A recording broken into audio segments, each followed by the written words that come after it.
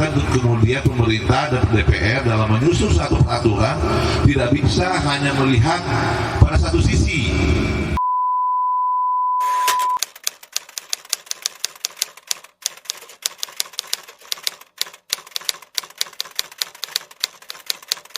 Hari ini saya sampaikan Pak Bupati, tadi saya di WA, kebetulan hari ini ada 4 kasus kita di PHI Palu, sidang gugatan yang kita rekomendasikan. Pak Bupati sudah rekomendasikan, saya sampaikan ke Pak Bupati melalui WA, Pak tolong direkomendasikan segera untuk sidang di PHI Palu, karena itu kewenangannya.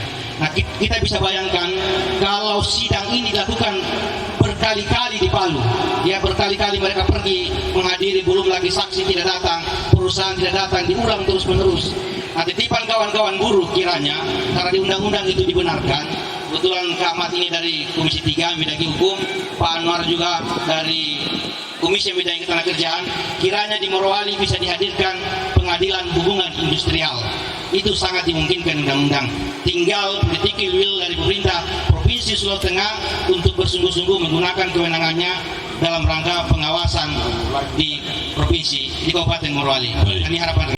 Contoh kasus adalah ketika terjadi kecelakaan kerja di lokasi, karena minimnya petugas pengawas ketenagakerjaan, karena ini adalah wilayah Provinsi Sulawesi Tengah, mereka sudah menempatkan petugas UPTD di Kabupaten Morowali. Tapi ketika terjadi kecelakaan kerja di lokasi tambang, mereka membutuhkan waktu 3-5 hari baru mereka melakukan investigasi.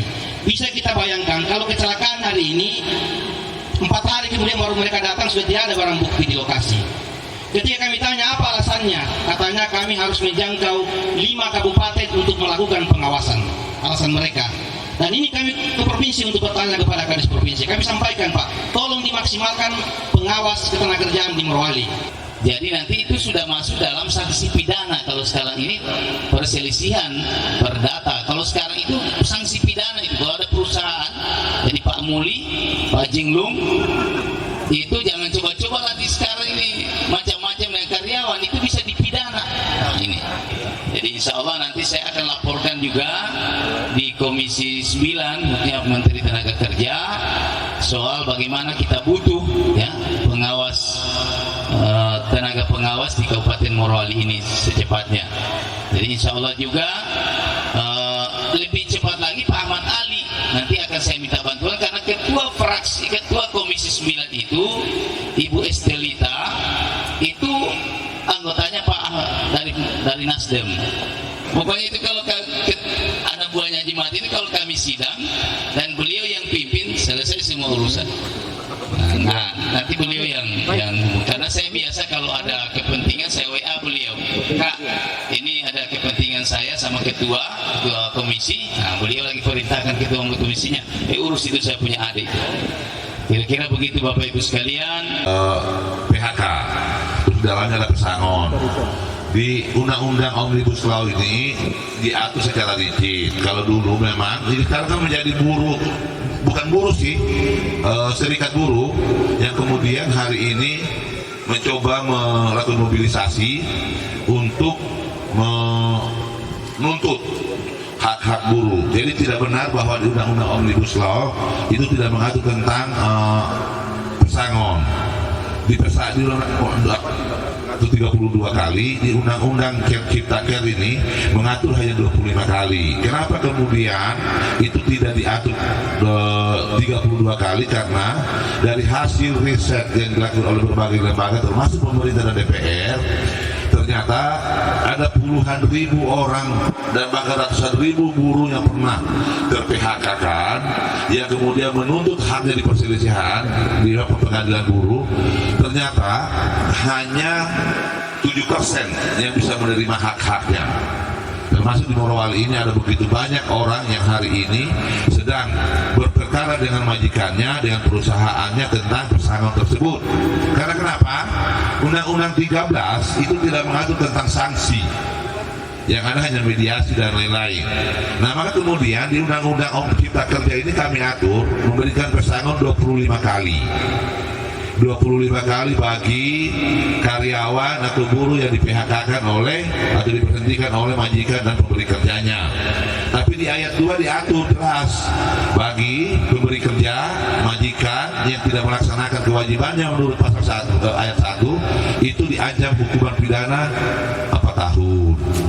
Nah artinya kalau Jinro ini PHK orang, terus kemudian dia tidak mau bayar, dia punya baru, kamu lapor polisi, langsung dia bayar itu. Karena ada sanksi pidana di situ. Kalau dulu tidak ada, di perburuan dulu diaturnya. Nah itulah kemudian mengatur kenapa kita ada secara rigid, karena kita mau ingin ada kepastian hukum. Di Undang-Undang Omnibus Cipta Kerja juga ini mengatur secara lengkap hal-hal yang tidak diatur atau belum diatur di Undang-Undang Cipta Kerja itu dikembalikan kepada Undang-Undang existing Nomor 13 2013. Jadi tidak benar seperti yang hari ini terprovokasi bahwa pemerintah tidak berpihak dan lain-lain. Memang perlu sosialisasi seperti yang disampaikan Pak Anwar tadi. Salah satu fraksi yang menolak pembahasan tentang Cipta Kerja itu saya sejak awal. Sebelum Demokrat menolak, saya sudah menolak. Tapi karena partai pemerintah di ujungnya kemudian terjadi negosiasi dan memasukkan kembali tentang PHK tersebut. Masuknya itu kemudian saya tidak punya alasan untuk tidak bersama-sama, bahwa masih ada keinginan yang belum terpenuhi secara maksimal, iya. Tapi kan kemudian pemerintah dan DPR dalam menyusun satu peraturan tidak bisa hanya melihat pada satu sisi. Jadi tidak bisa hanya melihat pada satu sisi kepentingan buruh tok. Mau kita pasang 40 kali, kalau pengusaha tidak bisa bayar cuma. Nah maka kemudian posisi pemerintah mari melakukan tripartit untuk membicarakan itu, supaya pada posisi mana kemudian ini bisa dieksekusi. Pengusaha itu hanya mampu menyanggupi 19 kali. Nah, tapi kemudian itu oleh DPR menganggap tidak manusiawi. Nah, kemudian pemerintah mengambil offer 6 kali, jadinya 25 kali. Nah, kita berharap setelah Cipta Kerja ini dirumus, kenapa diputuskan nanti seperti Pak Anwar sampaikan tadi, hari ini undang-undang ini telah disahkan, tapi ini adalah batang tubuh, ini adalah filosofi aturannya. Nah, maka kemudian sedang mau disusun tentang peraturan presiden dan peraturan pemerintah menjadi petunjuk teknis untuk pelaksanaan undang-undang ini. Nah makanya Pak Nur bilang tadi, waktunya sekarang ini mengundang semua para pihak, institusi buruh, alim ulama, Nahdlatul Ulama, Muhammadiyah, semua kelompok-kelompok stakeholder ini diundang hari ini untuk didengarkan, karena nanti dalam penyusunan teknis undang-undang itu adalah di peraturan pemerintah, itulah petunjuk pelaksanaannya. Jadi undang-undang ini hanya batang tubuhnya saja, nanti kemudian teknisnya itu diatur dalam PP. Di sini kemudian mengakomodir semua para kepentingan.